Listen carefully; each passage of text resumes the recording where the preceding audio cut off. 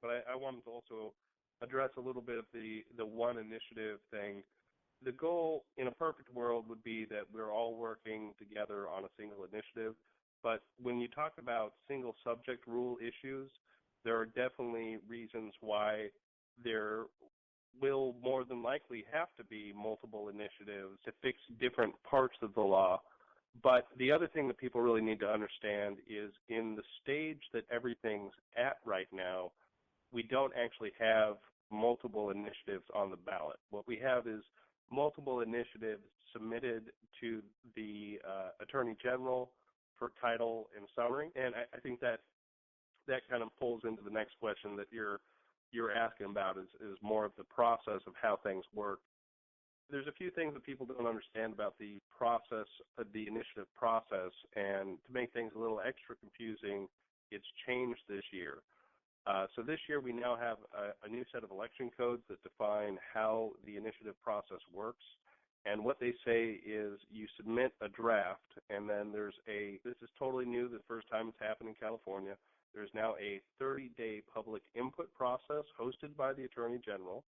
And after that public input process is over, you then resubmit your language with updates based on the public input. So that's actually something that we did with MCLR last year, and kind of where we learned a lot about the process. One of the things that we found last year is people really didn't take the language serious and didn't have time to review it until it was actually submitted.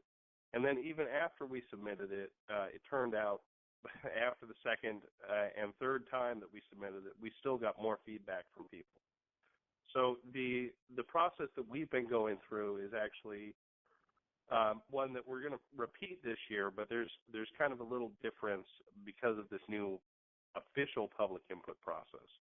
So where this document that we will be filing, I believe towards the end of this week, if not early next week, with the updated changes from the public input that we've gotten so far, that will be the final version of the first filing.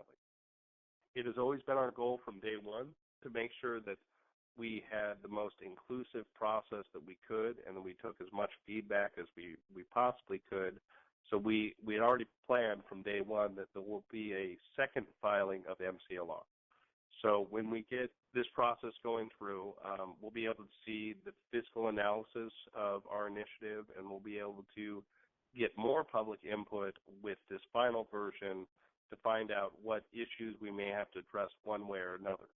So when we get to a final document, our goal is to then take this back to our attorney, Steve Churchwell in Sacramento, have him review the final version of the language, and that will be what we submit as the final copy of MCLR, and this should happen probably within the next month to 2 months. It really kind of depends on how much public feedback we get with the final version that we're submitting and how many other groups want to come to the table in a cooperative effort and try to work with us on a document.